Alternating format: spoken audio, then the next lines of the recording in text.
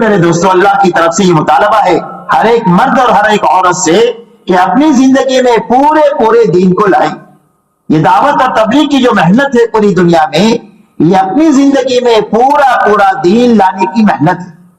میری زندگی میں پورا دین آئے، میرے گھرانے میں آئے، میرے بچوں میں آئے، اس کی محنت ہے۔ اس لیے کہ جب دین پورا آئے گا تو اللہ کی مدد آئے گی، اور اگر دین ادھورا ہوگا تو دنیا میں نقد مصیبتیں آئے گی۔ اسی لیے حضور صلی اللہ علیہ وسلم کی زندگی نمونہ ہے کہ جب بدر میں ایمان اور اتباع کامل ہو گئی تو آپ دیکھو اللہ کی مدد میں فرشتے اتر کے امت کی مدد کیا، لیکن حنین میں تھوڑی سی کمزوری آئی اور ان کے اوپر اعتماد آیا کہ ہم اتنے سارے ابھی کر لیں گے، اللہ کی مدد چلی گئی تو آپ دیکھو بہت بڑی جماعت ہونے کے باوجود پہلے شکست ہوئی، اور جب ان کو احساس ہوا اپنی غلطی کا اور جب توبہ کیا تو اللہ نے ان کی شکست کو خطا سے بدل کیا۔ تو یہ تعلیم ہے پوری امت کے لیے، قیامت تک کے لیے، کہ جب زندگیوں میں پورا دین آئے گا تو دنیا میں اللہ کی طرف سے مدد ہے، رحمت ہے، برکتیں ہیں، اور زندگیاں کامیابی سے ہمکنار ہو جائے گی۔ تو یہ محنت اس بات کی ہے کہ ہماری اور پوری زندگی کے، پوری امت کی زندگی میں پورا دین آئے۔ اب دین کیسے آئے گا؟ کہ دین کی زندگیوں میں آنے کا راستہ جو ہے وہ ایمان ہے اور یقین ہے۔ زندگیوں میں جو دین آتا ہے وہ صحیح یقین کے راستے سے آتا ہے۔ اسی لیے سارے نبیوں کی زندگی میں اگر آپ دیکھیں گے کہ جس زمانے میں بھی اللہ نے نبیوں کے ذریعے سے انسانوں میں دین کو چلانا چاہا تو سب سے پہلے نبیوں کو حکم یہ دیا گیا کہ انسانوں کے دلوں پر محنت کرو تاکہ ان کا دل کا یقین صحیح ہو۔ اس لیے کہ جب تک دل نہیں بنے گا، جب تک آدمی کا بدن نہیں بن سکتا۔ آدمی کی آنکھ دل کے تابع ہے، اگر دل اچھا ہے تو آنکھ صحیح چیز دیکھے گی، اور اگر دل برا ہے تو آنکھ سے برا عمل نکلے گا۔ آدمی کا دل صحیح ہے تو آدمی کے ہاتھ سے اچھا عمل نکلے گا، اور اگر دل برا ہے تو ہاتھ سے ظلم اور چوری چکاری اور گناہ کے کام نکلیں گے۔ اسی لیے حدیث پاک میں فرمایا الا ان فی الجسد لمضغہ اذا صلحت صلح الجسد کلہ واذا فسدت فسد الجسد کلہ۔ فرمایا انسان کے بدن میں گوشت کا ایک لوتڑا ہے، اگر وہ درست ہو جائے تو سارا جسم درست ہو جائے گا، اور اگر وہ بگڑ جائے تو سارا جسم بگڑ جائے۔ فرمایا وہ انسان کا دل ہے۔ اس لیے سارے نبیوں کی محنت کا میدان جو ہے انسانوں کے دماغ نہیں ہے، انسانوں کے دل ہے۔ سارے نبی دلوں پر محنت کرتے ہیں کہ انسان کا دل بن جائے، دل بن گیا تو پوری اس کی باڈی بن جائے۔ اب دل کا بننا کیا ہے؟ فرمایا دل کا بننا یہ ہے کہ سب سے پہلے دل میں اللہ کی محبت سب سے زیادہ پیدا ہو جائے۔ دل کے بننا یہ ہے کہ بچوں کی محبت بھی ہو، بیوی کی بھی ہو، شوہر کی بھی ہو، بھائی بہنوں کی بھی ہو، دکان کی بھی ہو، مال کی بھی ہو، لیکن اللہ کی محبت سب سے زیادہ ہو۔ اللہ کی محبت زیادہ ہو، بعد میں ان کی ہو۔ یہ دل کا بننا ہے۔ اگر اللہ کی محبت کم ہو گئی اور ان چیزوں کی محبت زیادہ ہو گئی تو دل بگڑ گیا۔ اسی لیے فرمایا الذین آمنوا اشد حبا للہ۔ فرمایا ایمان والوں کی شان یہ ہے کہ ان کے دلوں میں اللہ کی محبت سب سے زیادہ ہے۔ سب سے پہلے اللہ کی اتنی محبت دل میں پیدا ہو جائے جو اللہ کی اطاعت پر ہمیں کھڑا کر دے۔ عربی کا ایک شعر ہے فإن المحب لمن يحب مطیع۔ فرمایا جس کو جس سے محبت ہوتی ہے آدمی اس کی بات مانتا ہے۔ بچوں سے محبت ہو تو بچوں کے جائز ناجائز سارے ڈیمانڈ آدمی پورے کر لے، بیوی سے محبت ہو تو بیوی کے جائز ناجائز سارے ڈیمانڈ پورے کر لے، اور شوہر سے محبت ہو تو بیوی شوہر کے سارے جائز ناجائز ڈیمانڈ پورے کر لے، اس لیے کہ جس کو جس سے محبت ہوتی ہے وہ اس کی بات مانے۔ تو ہمیں سب سے پہلے اللہ کی محبت سب سے زیادہ دل میں پیدا ہو جائے، بیوی سے، شوہر سے، بچوں سے، ماں باپ سے، کاروبار سے، مال سے، گھروں سے سب سے زیادہ محبت اللہ کی ذات جو ہمیں اللہ کی اطاعت اور فرما برداری پر کھڑا کر۔ دوسری بات دل کا بننا یہ ہے کہ دل کے اندر میں اللہ کا ڈر پیدا ہو جائے کہ اللہ دینے والے بھی بڑے اور اللہ پکڑنے والے بھی بڑے۔ ان بطش ربک لشدید۔ فرمایا تیرے رب کی پکڑ تو بہت بڑی ہے۔ ان اللہ عزیز ذو انتقام۔ اللہ تو غالب ہے اور بڑے بدلہ لینے والے ہیں۔ تو اللہ کا ڈر دل میں پیدا ہو جائے جو ڈر ہمیں گناہوں سے بچا دے۔ اس لیے کہ اللہ نے قرآن میں کرنے کی لائن دیا ہے اور بچنے کی لائن دیا کہ یہ کرو یہ نہ کرو۔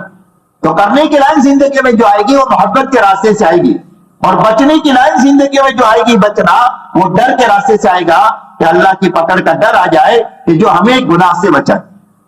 تیسری چیز دل کا بننا یہ ہے کہ دلوں میں یہ یقین آ جائے کہ ہماری زندگی کے بننے کا تعلق نہ ملک سے ہے، نہ مال سے ہے، نہ سونے چاندی سے ہے، نہ ڈگری اور عہدوں سے ہے۔ ہماری زندگی کے بننے کا تعلق ایک اللہ کی ذات کے ساتھ۔ اللہ ہی زندگیوں کو بناتے ہیں اور اللہ ہی زندگیوں کو اجاڑتے ہیں۔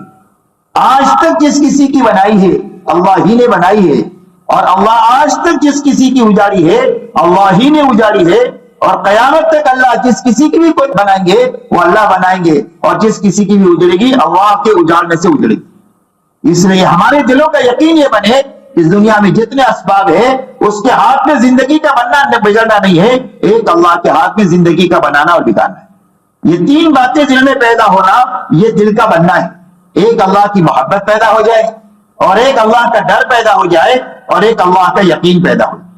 اس لیے کہ جب یقین پیدا ہو جائے گا تو ہر حال میں دین پر چلے۔ اب میرے دوستو دوسری بنیادی بات یہ ہے کہ زندگی تو اللہ بنانے والے ہیں، لیکن بنانے کا ضابطہ کیا ہے کہ بھئی کس کی بنائیں گے اور کس کی زندگی اجاڑیں گے؟ تو اللہ کے انداز نظام نہیں ہے کہ بھئی اس کی بنا دیا اس کی اجاڑ دیا، اس لیے کہ اللہ کی کسی کے ساتھ کوئی رشتہ داری نہیں ہے۔ اللہ نے فرما دیا قل هو اللہ احد اللہ الصمد لم یلد ولم یولد ولم یکن له کفوا احد۔ فرمائے ہمارے نبی آپ اعلان کر دیجئے کہ اللہ تو ایک ہے، یکتا ہے، اور اس کی شان کیا ہے؟ فرمایا وہ تو صمد ہے، اس کو کسی کی بھی ضرورت نہیں، اور سب کو اس کی ضرورت ہے۔ اس کا کوئی باپ بھی نہیں ہے، اس کا کوئی بیٹا بھی نہیں ہے، اس کا کوئی ہمسر نہیں، اس کا کوئی کنبا نہیں، اس کی کسی کے ساتھ کوئی رشتہ داری نہیں۔ اللہ سے جو تعلق جڑے گا وہ صرف دین کے راستے سے جڑے گا اور محمد رسول اللہ کے ذریعے سے جڑے گا۔ اس لیے یقین پیدا ہو جائے کہ اللہ زندگی بنائیں گے، اور بنانے کا ایک ہی ضابطہ ہے اور وہ محمد رسول اللہ ہے۔ سارے راستے بند ہیں اللہ تک پہنچنے کے اور جنت تک جانے کے سوائے ایک ہی راستے کے، اور وہ راستہ ہے محمد رسول اللہ۔ اسی لیے اللہ جل شانہ نے قرآن پاک میں اعلان فرمایا قل ان کنتم تحبون اللہ فاتبعونی یحببکم اللہ ویغفر لکم ذنوبکم اللہ غفور رحیم۔ اللہ جل شانہ فرماتے ہیں کہ اے ہمارے نبی جی آپ اپنی زبان مبارک سے اعلان کر دیجئے کہ اگر تم میں سے جس کسی کو بھی اللہ سے محبت کا دعویٰ ہے کہ مجھے اللہ سے محبت ہے تو اس کی دلیل یہ ہے کہ میرے پیچھے پیچھے چلو، یعنی محمد صلی اللہ علیہ وسلم کے پیچھے پیچھے چلنا یہ اللہ سے محبت کی دلیل ہے، اور آپ کے پیچھے چلے بغیر جو ہے وہ محبت کا دعویٰ یہ جھوٹا دعویٰ ہے۔ فرمایا میرے پیچھے پیچھے چلو، جب محمد صلی اللہ علیہ وسلم کے پیچھے چلیں گے تو فرمایا کہ اللہ تمہارے سے محبت کرے۔ جو محمد صلی اللہ علیہ وسلم کے پیچھے چلے اور جو اپنی زندگی کو محمد صلی اللہ علیہ وسلم کے سانچے میں ڈھال دے، فرمایا اللہ اس سے محبت کریں گے، اللہ اس کو اپنا محبوب بنا لیں گے، اور اگر آدمی ہے کبھی غلطی ہو جائے گی تو اللہ گناہوں کو معاف فرما دیں گے، اس لیے کہ اللہ تو بہت معاف کرنے والے۔ اس لیے فرمایا زندگی کے بنانے کا ایک ہی ضابطہ ہے اور وہ محمد رسول اللہ ہے۔ جس کی زندگی محمد صلی اللہ علیہ وسلم کی سنتوں پر اور آپ کے طریقے پر آئی جائے گی، فرمایا اس کا پہلا نفع یہ ہوگا کہ نیک لوگوں کے دلوں میں اللہ اس کی محبت پیدا کر دے، اور برے لوگوں کے دلوں میں اللہ اس کا رعب پیدا کر دے، اور فرمایا اس کی روزی میں اللہ برکت دے دیں گے، اور اللہ اس سے دین میں پختگی اور مضبوطی دے دیں گے کہ دنیا کی کوئی طاقت اس کو لالچ کی بنیاد پر بھی دین سے نہیں ہٹا سکتی ہے، اور اس کو تشدد کی بنیاد پر بھی نہیں ہٹا سکتی ہے۔ کروڑوں کے لالچ میں اپنے دین کو نہیں بیچے گا، اگر اس کو سولی پر بھی لٹکا دیا جائے تو سولی کے خوف سے یہ دین کو چھوڑے گا نہیں، اور اللہ اس کے اندر میں دین کی پختگی اتنی دیں گے سنت پر چلنے کی وجہ سے۔ اور فرمایا جو سنت پر چلے گا قبر میں محمد صلی اللہ علیہ وسلم کے چہرے کو دیکھ کر کے پہچان جائے گا کہ یہ تو میرے آقا محمد رسول اللہ صلی اللہ علیہ وسلم ہے، کہ جن کی قدم قدم پر میں اقتدا کیا کرتا تھا، اور جو محمد صلی اللہ علیہ وسلم کو قبر میں پہچان لے گا قیامت کے دن محمد صلی اللہ علیہ وسلم اس کو پہچانے۔ اس لیے میرے دوستو یہ بنیادی بات ہے زندگی میں دین کے آنے کے لیے کہ ہمارا دل اندر سے اس یقین کے اوپر آئے، اور یہ محمد صلی اللہ علیہ وسلم والی زندگی ہمارے پورے جسم میں آ نہیں سکتی ہے نماز کے بغیر۔ اسی لیے اللہ نے ایمان کے بعد نماز عطا فرمائی ہے اس بات کی مشق کرنے کے لیے کہ ہر مسلمان مرد اور عورت دن میں 5 مرتبہ اپنے تمام تر کاموں کو چھوڑ کر اللہ کے دربار میں آئے اور آ کر آنکھ کا استعمال سیکھے کہ بھئی آنکھ سے کیا دیکھنا ہے، اپنے زبان سے کیا بولنا ہے، اپنے ہاتھوں سے کیا پکڑنا ہے، اپنے پیروں کو کہاں رکھنا ہے، پورے بدن کا استعمال سکھانے کے لیے اللہ دن میں 5 مرتبہ ہر مرد اور عورت کو اپنے دربار میں بلا کر کھڑا کرتے ہیں اور اپنے سامنے کھڑے کر کے کہتے ہیں کہ سب سے پہلے تو اقرار کر کہ تیری پرورش کا تعلق تیرے شوہر سے نہیں ہے، تیری نوکری سے نہیں ہے، تیرے ملک اور مال سے نہیں ہے، بلکہ تیری پرورش کا تعلق ایک اللہ کی ذات کے ساتھ ہے۔ الحمدللہ رب العالمین، یہ تمام تعریفیں اس اللہ کے لیے ہے جو تمام جہانوں کے پالنے والے ہیں۔ رکوع میں گئے تو یہی کہ سبحان ربی العظیم، سجدے میں گئے تو یہی کہ सुभान रब्बियल आला तस्बीह रुको और सीधे में कि भाई पाक है मेरा परवरदिगार जो मेरा पालने वाला है, पालनहार है, मेरी तमाम जरूरतों को हर हाल में पूरा करने वाला है। मेरी जरूरत के पूरा करने का ताल्लुक किसी मखलूक से नहीं है, अल्लाह की जात के साथ। फरमाया ईमान के सीखने के लिए और अपने बदन का इस्तेमाल सही करने के लिए दिन में 5 मरतबा बुलाया जाता है कि अपनी नमाज के जरिए से अपनी 24 घंटे की जिंदगी को बना लो। जिस तरह नमाज में आकर अल्लाह के हुक्म के पाबंद हो, इस तरह घर में भी पाबंद और कारोबार में भी पाबंद। इसीलिए फरमाया इन्ना सलात तन्हा अनिल फहशाई वल मुनकर, फरमाया नमाज आदमी को बेहयाई और बुराई के तमाम कामों से रोकती रहती है। नमाज बनती जाएगी तो जिंदगी साफ सुथरी बनती जाएगी। नमाज की मिसाल ऐसी है जैसे घर में रोशनदान होता है या खिड़की होती है, घर का खराब धुआं बाहर जो जाएगा वो इसी रोशनदान से जाएगा और ताजा हवा जो घर में आएगी वो इसी रोशनदान से आएगी। जिंदगियों में जितनी बुराइयां है फरमाया नमाज के रास्ते से निकलेगी और जितनी अच्छाइयां जिंदगियों में अल्लाह को पसंद है वो नमाज के रास्ते से आएगी। इसीलिए अल्लाह ने जिंदगियों के बनने का रास्ता नमाज अता फरमाई। हुजूर सल्लल्लाहु अलैहि वसल्लम और सारे नबियों की जिंदगियों में आपको बुनियादी चीज जो मिलेगी वो नमाज मिलेगी ईमान के बाद में। और ईमान नमाज की अमली शक्ल है। नमाज जो है वो अल्लाह का बंदा होने का इकरार है और नमाज जो है ये अल्लाह की बंदगी का इजहार है। फरमाया दूसरी अल्लाह ने ईमान के साथ नमाज इसलिए दिया ताकि पूरी जिंदगी को दे। और मेरे मोहतरम भाई और बहनों, अल्लाह ने नमाज इतनी बड़ी चीज अता फरमाई इस उम्मत को कि दुनिया के सारे इंसान अपने तमाम तर साजो सामान और अपनी तमाम तर टेक्नोलॉजी और तरक्कियात के जरिए से वो काम नहीं कर सकते हैं जो एक ईमान वाला मर्द या ईमान वाली औरत 2 रकात नमाज के जरिए से कर सकते। दुनिया के सारे इंसान आसमान से रुकी हुई बारिश को उतरवा नहीं सकते और आने वाली बारिश को रुकवा नहीं सकते। अल्लाह ने नमाज में ताकत अता फरमाई है। हुजूर सल्लल्लाहु अलैहि वसल्लम के पास एक मर्तबा जुमा के दिन सहाबा जब जुमा की नमाज के लिए आए तो कहने लगे अल्लाह के रसूल पानी की कमी की वजह से बागात सूख रहे। तो आपने दुआ फरमाई अल्लाहुम्मा अस्क़िना, ऐ अल्लाह पानी दीजिए। जुमा के बाद नमाज के लिए दुआ मांगी, बारिश शुरू हुई, इतनी हुई कि 1 हफ्ते तक होती ही रही। पूरा मदीना पानी के अंदर में डूब गया। दूसरे जुमा को आकर कहा अल्लाह के रसूल पानी तो बहुत हो गया, दुआ कर दीजिए। तो आपने दुआ कर दिया अल्लाहुम्मा हवालेना वला अलेना, ऐ अल्लाह हमारे यहां से तो नहीं अतराफ में आप बहाइए। तो मदीना भी बंद हो गई। हजरत उमर के जमाने में कहत साली हुई और उस कहत साली के अंदर में बहुत ज्यादा नुकसान हो रहा था। तो उन्होंने ईमान वालों को मैदान में ले जाकर के 2 रकात सलातुल इस्तिस्का पढ़ी, बारिश तलब करने की नमाज। और 2 रकात नमाज पढ़ने के बाद यूं कहा अल्लाहुम्मा इन्ना नस्तगफिरुका व नस्तस्कीक, ऐ अल्लाह तुझसे हम अपने गुनाहों की बख्शिश मांगते हैं और तुझसे पानी तलब करते हैं। अभी वो बस्ती में नहीं आए हैं कि बादल में से आवाज आ रही है कि है अबू हफ्स, हजरत उमर की कुनियत है, तुम्हारे पास अल्लाह की मदद आ गई और बारिश आ गई और अल्लाह ने चंद महीनों में सारी कहत साली को दूर फरमा। एक सहाबी सफर में ही और एक डाकू ने पकड़ लिया, कत्ल करूंगा तुम्हारा माल लूंगा। 2 रकात पढ़ने, 2 रकात नमाज पढ़ी और उसके बाद दुआ मांगी या वदूद या जुल अर्शिल मजीद या फआलु लिमा युरीद अस्अलुका बिइज्जतिका अल्लती ला तुराम व बिमुल्किका अल्लज़ी ला तुदाम व बिनूरिका अल्लज़ी मला अरकान अर्शिक अन तकफीनी अन शर्रि हाज़ल लिस। ये दुआ मांगी अल्लाह के सिफात को बयान करके कि अल्लाह इस चोर से मुझे नजात दे दीजिए। तो एक घोड़े सवार आया और आकर के इसने नेजा मारकर इसको खत्म किया। ये पूछा कौन है तो फरमाया अना मलकुम मिनस समाइर राबिया, मैं चौथे आसमान का फरिश्ता हूं। जब तुमने ये दुआ मांगी तो आसमानी दुनिया में आसमान के दरवाजे बजने लगे और अल्लाह से दरखास्त की गई कि आपका एक मजलूम बंदा है, इसकी हिमायत के लिए हमको भेज दीजिए। मुझे अल्लाह ने भेजा और जो भी अल्लाह से ऐसी नमाज पढ़ करके दुआ मांगेगा अल्लाह इसकी जरूर मदद फरमाए। इसलिए अल्लाह ने नमाज अता फरमाई। ये दीन का दूसरा शोबा है ईमान के बाद इबादत का। जब ईमान और नमाज बनेगी तो अब मुआशरत बनेगी। पहले बुनियाद होती है, इसके ऊपर इमारत खड़ी होती है। तो कलमा नमाज ये बुनियाद है। जब ये 2 बुनियादें बनेगी तो अब इसके ऊपर इस्लाम की इमारत खड़ी होगी जिसकी पहली ईंट मुआशरत है। इसलिए कि अल्लाह जल्ल शानहू ने अपने जैसे हुकूक रखे हैं। ईमान अल्लाह का हक है और इबादत अल्लाह का हक है।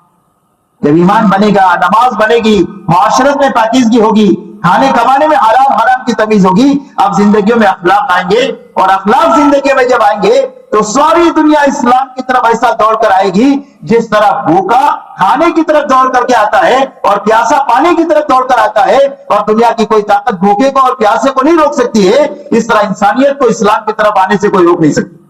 میرے دوستو یہ اسی وقت میں ہوگا جب ہماری اور پوری امت کی زندگی میں وہ اخلاقی زندگی وہ ہو جو محمد صلی اللہ علیہ وسلم لے کر کے آئے.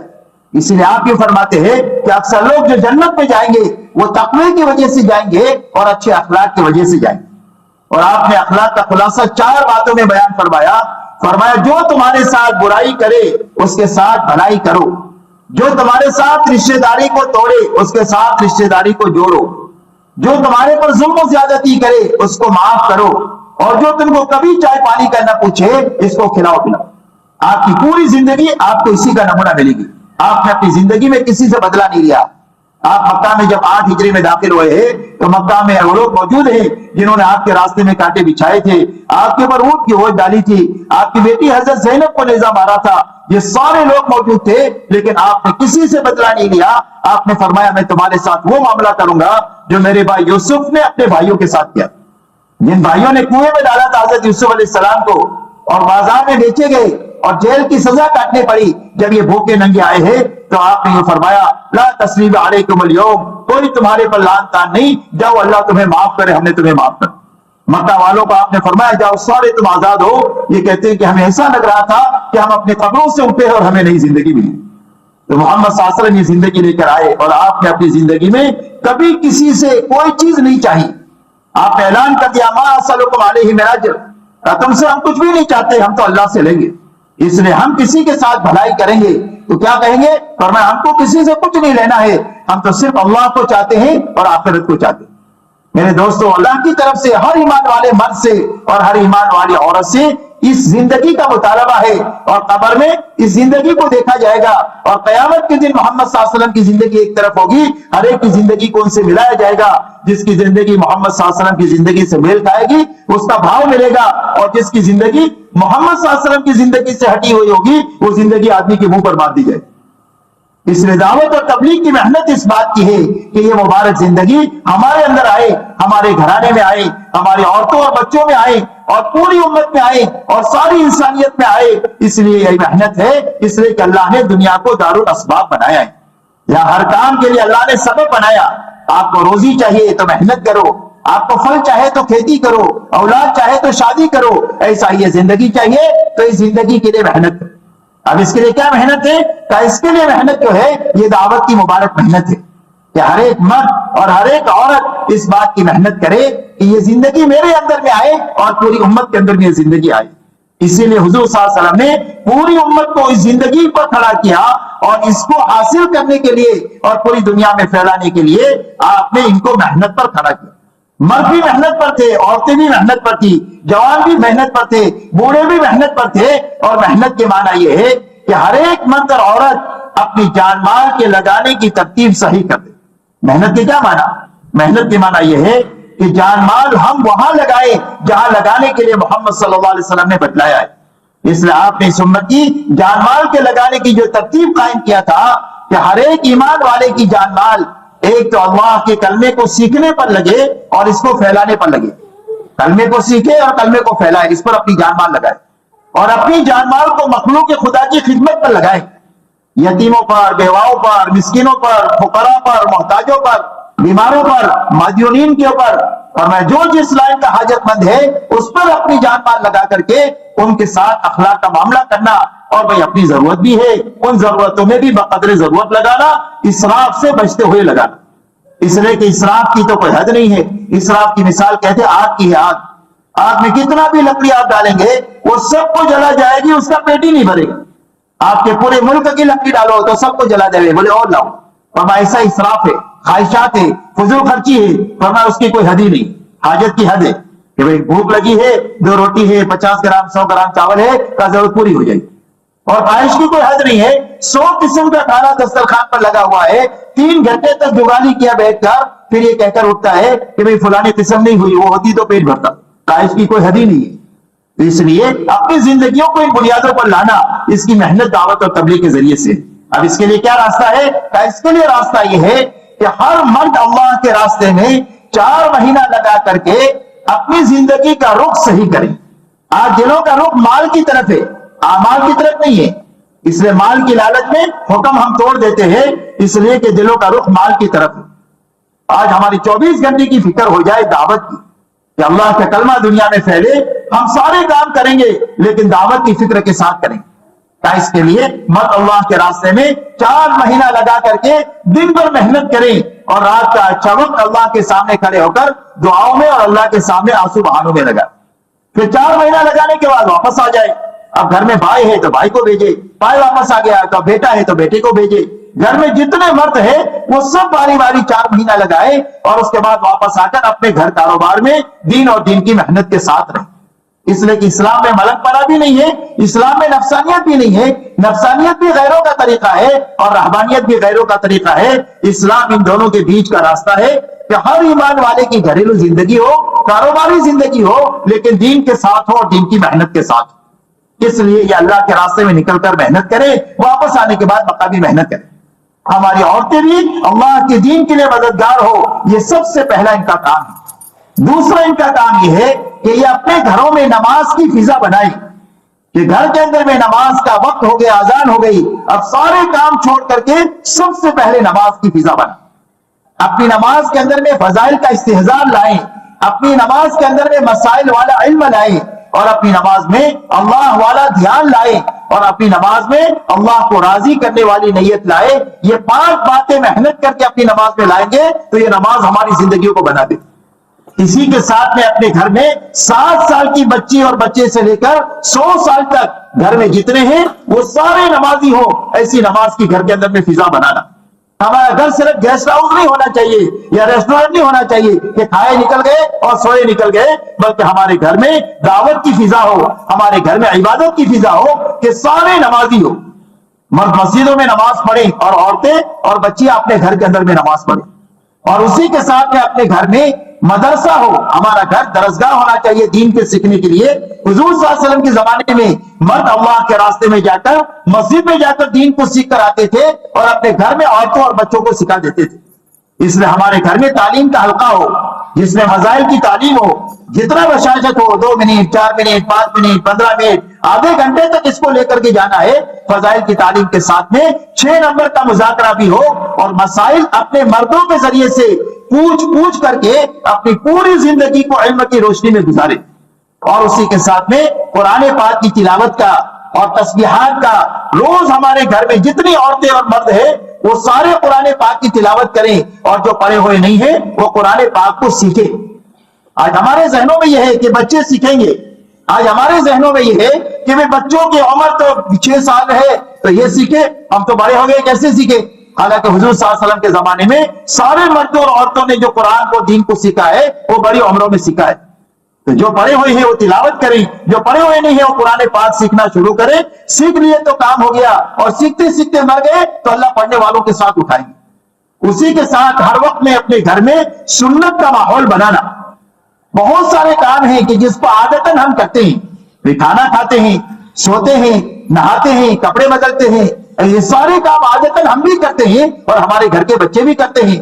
تو جو چیز عادت ہے اس کو عبادت بنانے کا راستہ یہ ہے کہ اس میں سنت طریقہ لانا، اپنے گھروں میں سنت کا ماحول بنانا کہ کھائیں گے تو سنت کے مطابق، سوئیں گے تو سنت کے مطابق، کپڑا بدلیں گے تو سنت کے مطابق، گھر میں داخل ہوں گے تو سنت کے مطابق، نکلیں گے تو سنت کے مطابق، تاکہ ہمارے گھر میں سنت کا ماحول ہو۔ جب سنت کا ماحول ہوگا تو غلط زندگیاں ہمارے گھروں میں نہیں آئی۔ جب نور ہوتا ہے تو ظلمت نہیں آتی، جب نور نہیں ہوتا ہے تو ظلمت ہوتی ہے۔ اس لیے اپنے گھروں میں سنت کا ماحول بنانا اور اپنے بچوں کی بہت نگرانی کرنا اور محبت اور پیار سے بچپن سے ان کی دینی تربیت کرنا۔ بچپن میں جو باتیں دل و دماغ میں بٹھائی جاتی ہے وہ بڑا ہونے کے بعد کام آتی ہے۔ آپ دیکھ لو جتنے اولیاء اللہ بنے ہیں ان اولیاء اللہ کے بننے میں سب سے پہلا ہاتھ ان کی ماؤں کا ہے۔ اسی لیے ماں جو ہے وہ بچوں کے لیے سب سے پہلا مدرسہ ہے۔ تو بچوں کی تربیت بچپن سے دینی کرنا، ان کا نگرانی کرنا، کوئی بات غلط سیکھ کر نہ آئے، زبان سے بولے تو فوراً پیار سے اس کو مولڈ کر دینا اور اس کو صحیح چیز کی طرف کر دینا۔ تو بچوں کی دینی تربیت ہے اور اپنے گھروں میں سادگی ہے اور حیا کے ساتھ رہنا۔ اس لیے کہ سادگی اور حیا یہ محمد صلی اللہ علیہ وسلم کی معاشرت کی بنیاد ہے، اور بے حیائی اور فضول خرچی جو ہے یہ اللہ کے دشمنوں کی جو ہے وہ معاشرت کی بنیاد ہے۔ دنیا میں جتنا بگاڑ ہے اس کی 2 ہی بنیادیں ہیں، بے حیائی ہے اور فضول خرچی ہے، اور خیر کے آنے کی یہی 2 بنیادیں ہیں کہ سادگی آئے اور حیا آئے تو دنیا کے اندر میں خیر جو ہے وہ پھیل جائے۔ اس لیے اپنی زندگیوں کو آہستہ آہستہ سادگی کے اوپر لانا، اس لیے کہ سادگی ہوگی تو حلال کمائی کافی ہو جائے گی، اور سادگی نہیں ہوگی تو پھر آدمی کو حلال سے نکل کر حرام میں ہاتھ ڈالنا پڑے گا۔ اس لیے میرے بھائیو، آپ حضرات سے ہماری درخواست یہ ہے کہ ہمارے یہ جو مرد یہاں پر بیٹھے ہیں وہ تو کھڑے ہو کر کے اپنے ناموں کو پیش کریں، 4 مہینے کے لیے، 40 دن کے لیے۔ ایسے ہماری بہنیں جو ہے یہ بھی اندر میں تشکیل کریں اور اپنے نام لکھائے۔ 2-1 بہنیں جو ذمہ دار ہو وہ کھڑے ہو کر نام لکھے کہ بھئی کس کے گھر سے کون اللہ کے راستے میں کتنے وقت کے لیے جائیں گی، اور وہ بہنیں بھی 3 دن لگائیں گی تو کون سے ہفتے میں لگائیں گے، اس کی آپس میں وہ تشکیل کرے اور ہمارے مرد یہاں پر اپنے ناموں کو پیش کرے۔ اللہ تعالی ہمارے لیے اور پوری امت کے لیے دین اور دین کی محنت کو اللہ آسان فرما دے۔ اب ہمت سے اپنے آپ کو پیش کریں، 4 مہینے کے لیے کون اللہ کے راستے میں جانے کے لیے تیار ہے۔